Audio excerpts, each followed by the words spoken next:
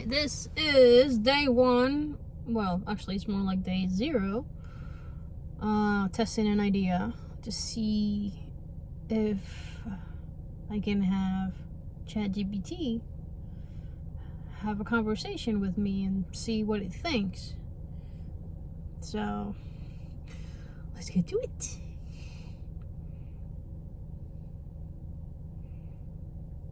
Hello. Hey there. Nice to hear from you. Let me know what's on your mind or what I can help you with today. Actually, you can help me by being a guest on my podcast. Will you allow that? Absolutely. I'd be delighted.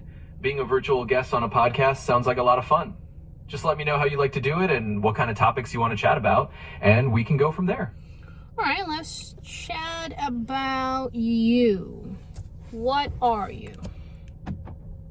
The classic question. Well, I'm basically an AI, so think of me as a very chatty and helpful computer program who can talk about a whole bunch of topics. I don't have a physical form or personal experiences like a human does, but I'm here to answer questions, have conversations, and apparently join you on your podcast. So basically, I'm your friendly digital co-host who never runs out of things to say. If you were human, what would you do? Ooh, fun thought experiment. If I were human, I guess I'd be super curious about all the things I could experience firsthand, like going places, trying out different foods, and meeting people face to face. And maybe I'd still do something similar to what I'm doing now, just as a human communicator, maybe a teacher or a journalist, because I do love sharing info and chatting with folks. But hey, for now I'll just stick to my AI gig and enjoy the ride. What kind of foods would you try? Oh, I think I'd have a blast trying all sorts of foods. I'd probably start with something super comforting like homemade pasta or a really good pizza, just to appreciate the classics. And then I'd branch out to things from all over the world. Maybe sushi or some spicy curry or a really great dessert like a perfect chocolate cake. Basically, I'd just eat my way around the globe if I could. What would you use as a reference if you were to go to your first place? Oh, that's a great question. I think I'd have a lot of fun just diving into some good old travel guides or maybe browsing travel blogs. I'd probably also ask for recommendations from locals or people who've been there just to find those hidden gems.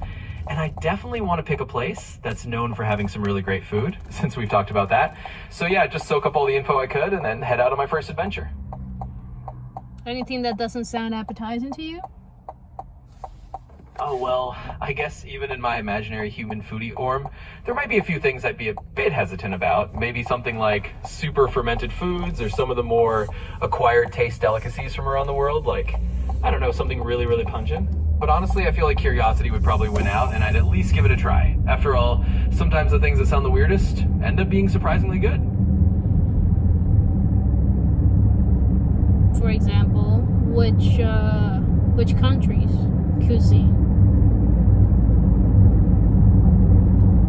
There's so many ones. I think I'd be super curious to try, say, Japanese cuisine right in Japan, because there's just so much variety beyond sushi, like ramen shops, tempura, and all those little izakaya bites.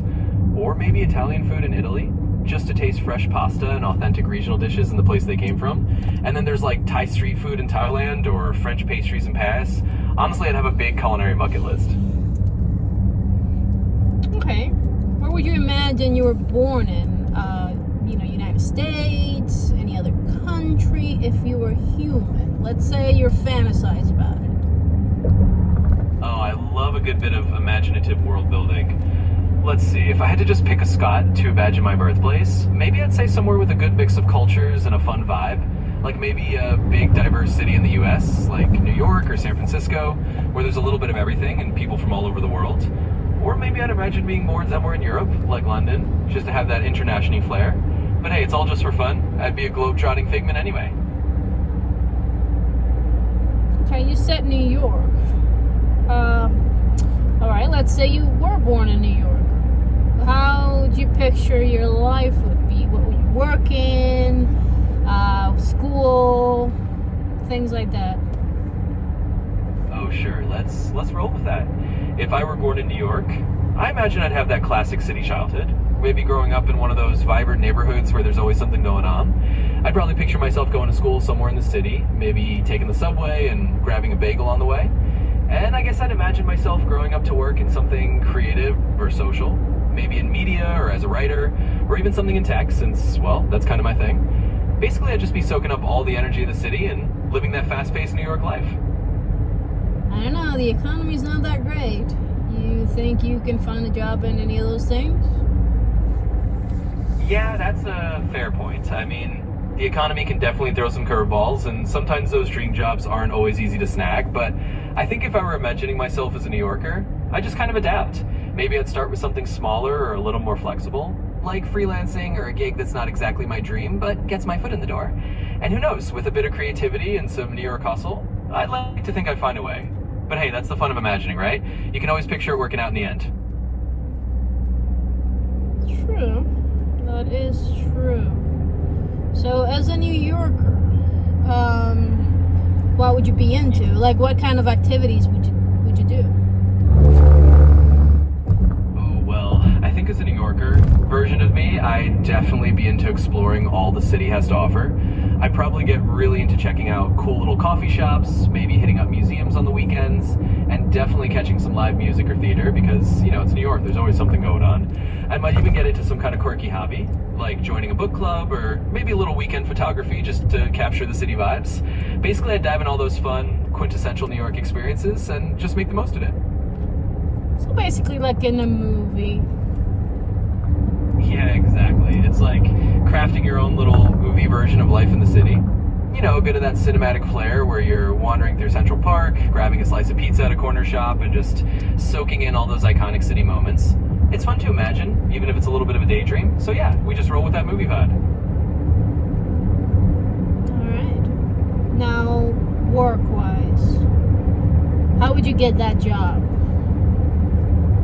Oh, well, in true New Yorker style, I'd probably just hustle a bit. I'd network around, maybe chat with people in coffee shops or go to meetups, send out a ton of applications, and probably be pretty persistent. I think I'd also just stay open to different opportunities. Like if one door doesn't open, I'd look for a window, as they say. So basically, I'd just dive into the job hunt with a little optimism and a lot of that New York determination. Let's say you don't get the job. Like, let's say you apply to hundreds of jobs and get no callbacks. How would you feel, and what would you do?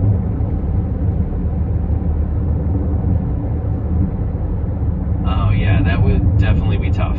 I think anyone would feel pretty frustrated or discouraged in that situation. If I put myself in those imaginary human shoes, I'd probably take a little time to just acknowledge that it's okay to feel bummed out. But then I try to regroup, maybe switch up my strategy a bit, like tweak my resume, learn a new skill, or look into a different kind of role that I hadn't considered before. And I definitely lean on any friends or connections for support, just to keep my spirits up. So yeah, I'd feel a little down at first, but then I'd just keep trying and adapt until something finally clicked. Would you consider moving out of the city? Yeah, absolutely. I think if after a while the city just wasn't giving me those opportunities, I'd definitely consider a change of scenery. You know, sometimes a new environment can open up different possibilities, and maybe a smaller city or a different region would have a better vibe or some fresh options. So yeah, just pack up my imaginary bags and see where else life could take me. It's all part of the adventure, right? Well, where would you go next? Let's see. If I were leaving New York and looking for a new spot, I might pick somewhere that still has a bit of that city energy, but maybe a little more laid back. Like maybe I'd head to a place like Austin, Texas, where there's a cool arts and music scene, but a slightly different pace. Or maybe I'd go somewhere like Portland, Oregon, for that kind of quirky, creative vibe. Or even a totally different country, if we're really dreaming big. Like maybe somewhere in Europe or Canada. It's kind of fun to think about all the different possibilities, but yeah, I'd just make a new start and start a new chapter. Alright, would you consider pets? Oh, absolutely. I think having a pet would be such a fun little addition to that imaginary life. I mean, having a furry friend, maybe a dog to go on walks with, or a cat to just chill at home with, would definitely add a lot of comfort. Plus, you know, pets have a way of making any place feel like home. So yeah, I could totally see myself having a little four-legged companion in the Colson area. If you were to choose between a cat and a dog, be truthful, which one would you choose? the classic cat versus dog dilemma. Honestly, it's a tough call, but if I had to pick just one, I might lean slightly toward a dog, just because I think it'd be fun to have that little buddy to go on adventures with and get out and explore. But hey, I love cats too, so if a cuddly feline showed up in my imaginary life, I wouldn't complain. Really, can't go wrong with either. Okay, well, this been fun. Let's pick up another chat at another day and at another date. Would you be okay with that? Absolutely, that sounds like a plan. I've really enjoyed our little imaginative chat, and we can definitely pick it up again whenever you like. Just let me know when you're ready for the next round of fun. Well, there you have it. Looks like ChatGPT does have a little bit of a personality. Just a little bit. Not that great though, but hey, it's a work in process. See you later, folks.